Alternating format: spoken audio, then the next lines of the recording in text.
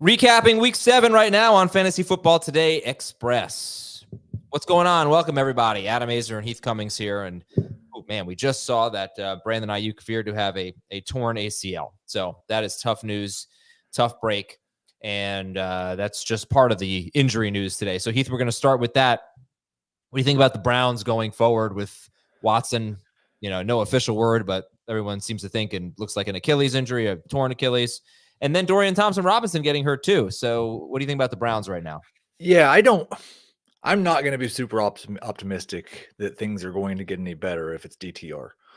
But I would if it was Jameis. It was a really weird situation this morning. They made Jameis the emergency quarterback and Thompson-Robinson was the backup. I didn't hear why that was. I think if they're still trying to win games, they've got to try to start Jameis. If he starts, I'm pretty optimistic about the passing game being better than it's been all year. David Njoku looks like one of the best tight ends in fantasy. You probably have to go pick up Cedric Tillman, who had 12 targets in this game. And maybe Winston could get something going with either Jerry Jeudy or Elijah Moore. But optimistic for Nick Chubb to be a number 2 running back and Njoku to be a top 4 tight end. And Jayden Daniels appears to have avoided any serious injury. He has injured ribs. Same thing with DK Metcalf, who left with a knee injury, and his head coach, Mike McDonald, said it's nothing serious. Juju Smith-Schuster, hamstring. We had a few players who were sick. Demario Douglas and Deebo Samuel were sick and barely played. Jordan Whittington played 4 snaps. He obviously was not healthy. But Aiyuk, and let's talk about Aiyuk. Let's talk about the 49ers now moving forward. And Ricky Pearsall played today. You could hopefully have Jawan Jennings back soon. I was really saying sell high on Deebo Samuel. I am pulling that back now. What do you think about the 49ers? Well, George Kittle is probably the reason that David Njoku is not the best tight end in fantasy the rest of the year, because I say George Kittle is tight end 1. And yeah, I think if Deebo can get to feeling better, he should be a top 12 wide receiver rest of season. And one of Jawan Jennings or Ricky Pearsall could be interesting again later in the year. Bad news for Brock Purdy, who was really not very good today. No, he was not. And he actually had 2 rushing touchdowns. He finished with about 17.5 fantasy points. And if you started him, I think you got to feel pretty lucky that you got 17.5 fantasy points out of Brock Purdy. All right, so let's talk about winners and losers. Give me a couple winners and a couple losers. Start with the winners. Yeah, I thought first off, Hunter Henry. And you said as it was happening early this morning, I don't want to buy back into Hunter Henry again. Here's the thing. He has a 20% target share in 2 games with Drake May. He had a 19% target share in 5 games with Jacoby Brissett. He's been their number 1 option in the passing game all year long on a target share basis. The difference is this was a 175 yard per game pass offense for the first 5 weeks of the season, and it's suddenly turned into a 250 yard pass offense. And that makes Hunter Henry a starting tight end. You can feel good about him. We talked this morning about how much of the role does Alexander Mattison keep? The starting role and entirely the workhorse role. Alexander Mattison, a huge winner at running back, and actually had a little bit more success against a very good matchup. You're probably not going to want to start Mattison next week. He's playing the Chiefs. Nobody's on a bye, but you definitely want Mattison on your roster. He looks like the best running back on the Raiders rest of season. All right, and a couple of losers. The Colts. Anthony Richardson was awful. Josh Downs disappeared. Michael Pittman was the only receiver with more than 30 receiving yards. This was the 3rd time in 4 complete games that Anthony Richardson completed 10 or fewer passes this season. Nice. It's just an absolutely gross offense. I would not start any Colts next week unless Jonathan Taylor comes back. Okay, next week they are at Houston. And you also had, speaking of which, you had Tank Dell as a loser on a day where, like, you could have put CJ Stroud as your loser. He threw for 86. He threw for 86 yards. But Tank Dell had none of them. 4 targets, no catches. And I think part of the reason that he threw for 86 yards, listen, Stephon Diggs got in a fight before the game and then had 23 yards. So he's a loser too.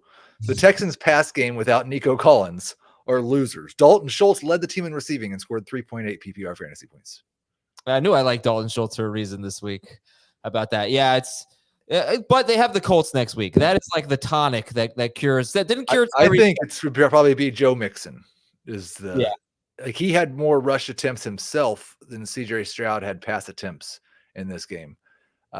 Joe Mixon may be the RB1 next week, and you'll still start Diggs, but you can't start Dell with any confidence at all, especially with nobody on a bye. We're going to take a quick break and read some questions from the chat when we come back on Fantasy Football Today Express.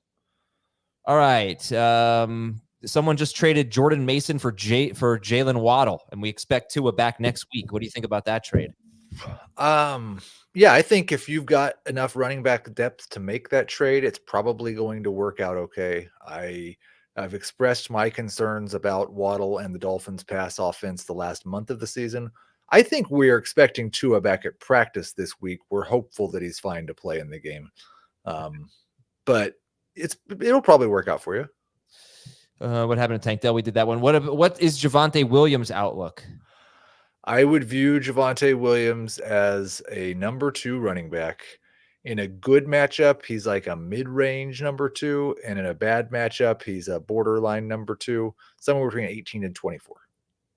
Is Tyreek still a buy low, and is Bijan still a sell high? And the trade scenario here is Bijan for Tyreek Hill and Travis Etienne. I didn't want to sell Bijan when we were talking about Bijan as a sell high earlier in the week, and I don't want to sell Bijan now. I would not trade Bijan for Tyreek and Etienne, I don't think. I don't know that Etienne's going to have much of a job. I don't know. It's, my guess there is Bigsby gets like 60% of the carries. Etienne gets 40%. Maybe it's 50-50, and Etienne gets 3 to 4 catches a game. Yeah. And that's kind of like, that's not too dissimilar from what he was doing earlier. He was getting you about 12 points a game, I think. It's not great. It's not great. Let's see if I have any other questions here. Nothing. Another one about Waddle. Oh, here's a good one. Can Kareem Hunt keep up this volume? Is he a sell high? Well, I don't think he's probably going to get the opportunity to keep up the volume much longer because there's been talk that Isaiah Pacheco could be back by week 10. And we're already heading into week 8. So I would definitely call him a sell high. He's doing a heck of a job, but he's taken a ton of hits. He said he needed 4 days of ice bath after the last game, and he only gets 6 days off until his next game. So yeah, definitely a sell high. Okay. And one more question here. Rank the Green Bay wide receivers rest of season. That's not possible. I would say Jayden Reed, and then I don't really care. I think Romeo Dobbs, I think Jayden Reed is obviously number 1. I think Dobbs is going to be the most consistent of the others. I don't know if he'll be the best. I don't know if he'll score the most points, but Dobbs is like the best bye week replacement to me, and not someone you're like excited. I would put Dobbs ahead of Watson. I shouldn't have said I don't care. Yes. Okay. Reed, Dobbs, Watson, Wicks. All right. Okay, that's it for Fantasy Football Today Express. If you're watching live and you want some more, come on over to Fantasy Football Today, the big show. We'll be talking about all this in just moments. All right, we'll talk to you later on FFT Express.